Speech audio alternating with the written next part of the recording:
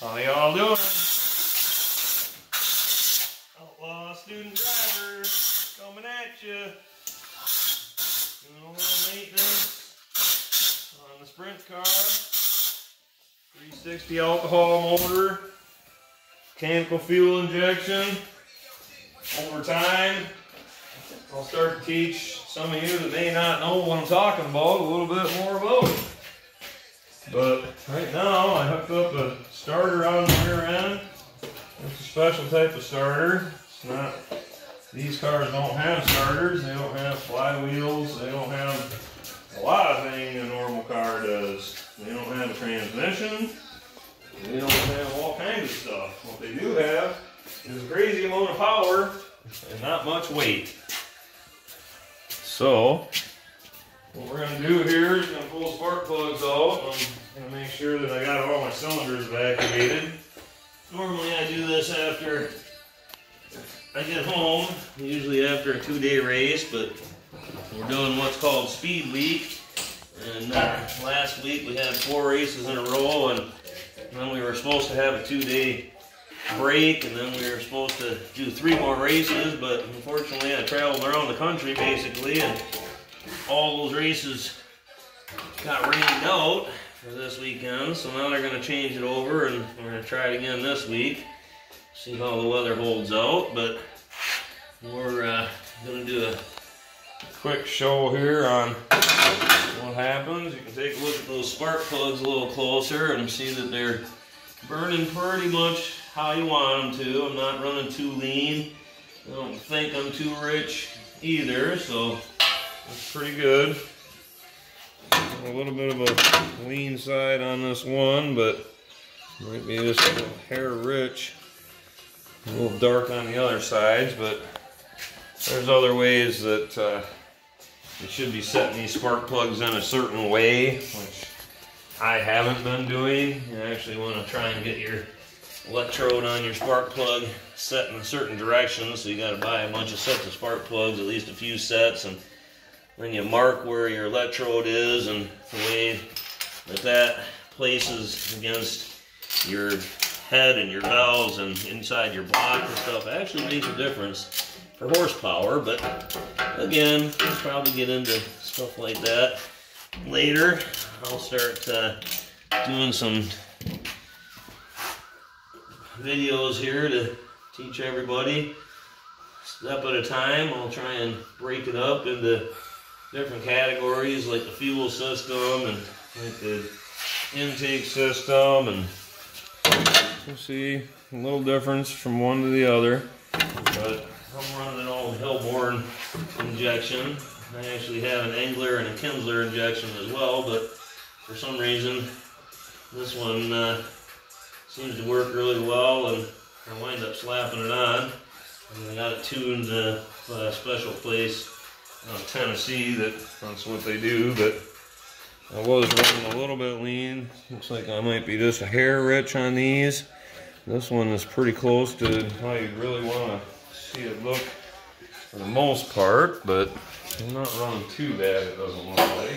This last race was one of the first races that I was up to a real good speed, and I didn't really let off the throttle. I had to pedal it just ever so slightly a couple times, but I'm just a rookie and I'm trying to learn how to keep up with all these fast people, so that was really good for me, getting to that point of learning how to use the brake, because in a sprint car, you don't really let off the gas much. You may feather it just a hair, maybe a quarter, maybe get down to 3/4 throttle, maybe half throttle, but you don't want to let off completely. You don't want to unsettle the car, and if you're on bigger tracks, from what I hear, you don't really let off at all.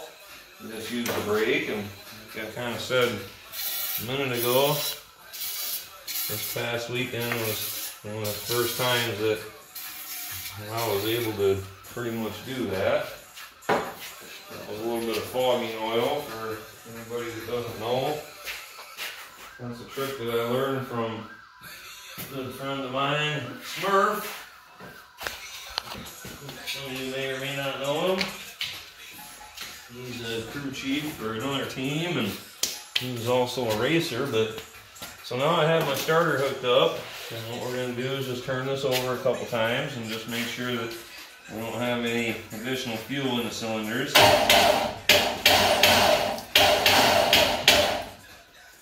We had some come out over here. We did have some. Yes, sir. It's not what we want to see.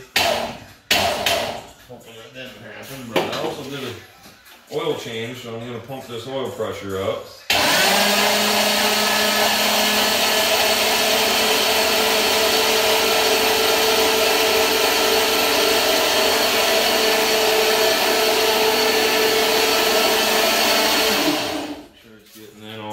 It's supposed to, so everything seems okay up to that point, besides the fact that I just ran out of fogging oil. Tried to get some the other day, but I didn't have it at the shop I was at, so what we're gonna do is I'm gonna clean this air filter, and I got a couple of different kinds of air filters. This is kind of a old school type of one. You can see it's got individual stacks, and the difference with this one is that some of these holes are just a little bit smaller than the other intakes I have, and these have layers of like a filter on there. Most of the time you just have 2 layers, but since I had extra ones, I run an initial layer, then a second, which is just a cover, and then this older one I have, I run that again and another cover, since it can't hurt, because these, from what I hear, tend to breathe just a little bit more than the ones that I have over here. These are some nice air filters by a certain manufacturer. I'm going to try and stay away from mentioning manufacturer names, since they're not technically sponsoring me, so I'm not going to promote a lot of stuff that isn't going to help me. So it's kind of a business thing that you gotta make decisions like that. So, but you can look over the sprint car. She'll show you kind of what goes on and what's all in tune here. The sprint car just works off torsion bars. So it's just a bar that goes across there, and it kind of bends up and kind of acts like a spring just by a torsion bar. And then there's just a shock on all 4 corners and 1 bar. There's 2 in the front, 2 in the back, but each one goes to each wheel. So you have your bar that sits on top of your axle, and then over here you have the stop, and that's how you adjust. You put the car on what's called blocks, and then you set those until they're just tight, and then you know that your car is sitting at whatever block height you wanted it to be. So there's different heights and all those kinds of things in the future we'll try and get into as well.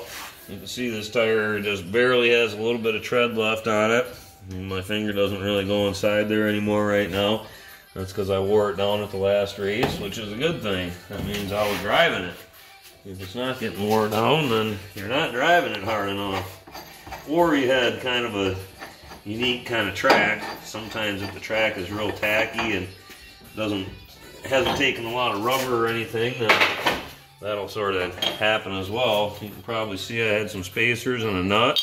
Just a single nut. That's actually what holds your tires on. You can see, then you put a spacer behind it as well. And then you got 1 single brake on the rear that does the whole entire axle. It's a straight axle, so it's a posi rear end for anybody that doesn't understand what that means. There's no limited slip. These wheels have a bead lock on it, so what that does is crush the tire in between the rim. By taking this red thing off right here, that breaks away that bead lock, but that helps because we run a low air pressure in these tires. You don't want this wheel or rim spinning and the tire not spinning. So you don't want it spinning inside of it. So that's why you crunch that between it when you run low air pressure. And these are tires that aren't like your street tires that have a bunch of steel braids in the sides. These aren't like that. These are rubber tires. So it makes a big difference. Some people use these on drag racing or 4x4 trucks, lots of different applications for bead locks. Most types of racing have bead locks as well.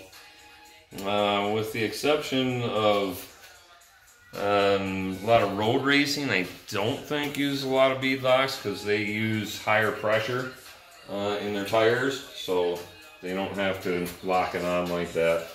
And they use a tire that's a lot stiffer on the sidewalls. So those are all things that we'll kind of go over in the future, but we're just kind of giving you a little once over. You can see how this throttle sort of works off the gas pedal inside, and it just opens each one of these individually. Each one of those butterflies open, and there's 8 cylinders, so there's 8 holes. And this is the distribution point for all your fuel. You have one line that comes in, it's called a barrel valve, and as you can see, it rotates that also, and inside there's a barrel that has a hole in it, and as you open it, more fuel will go in. So the fuel comes from the fuel tank and from the fuel pump or the fuel tank, and then it returns out this other line, and then you have different amounts of fuel that is returning to the tank. So you can make adjustments for different weather and all kinds of scientific stuff and how cold it is and all types of things to try and not run your motor too lean and not run it too rich. So what happens is the fuel comes in, and then whatever those settings are, that other fuel returns back to the tank. So you can adjust how much fuel goes back to the tank, whether it's more or less. So on this particular motor, we also have a magneto. So it's your distributor, but this magneto creates its own spark. So it goes through the coil box, and the coil box jumps into here every time it hits one of these, and that's what actually creates the spark. I have other magnetos as well that just run by themselves that don't have an external coil, which essentially this box is. But this box can also do different things. Like I have a chip inside this box over here that sets the maximum RPM. So if it gets up to that RPM, it will start to jump the timing a little bit around. And I believe the way it works is that it shoots to different cylinders and kind of bypasses a little, which makes it not rev past whatever chip you have in there. So I run mine a little bit less RPMs than some of the other guys. Some of the other guys will turn their motors anywhere up to 9,000 RPMs, which is a lot. And your average motor in your car does 5,000 or 6,000 RPMs. So for motors like this, you're running them on the ragged edge. So I run a little less than that. We won't tell you exactly what I run because I don't want to give away all the trade secrets, even though I don't really have any because I'm a rookie. But I'm just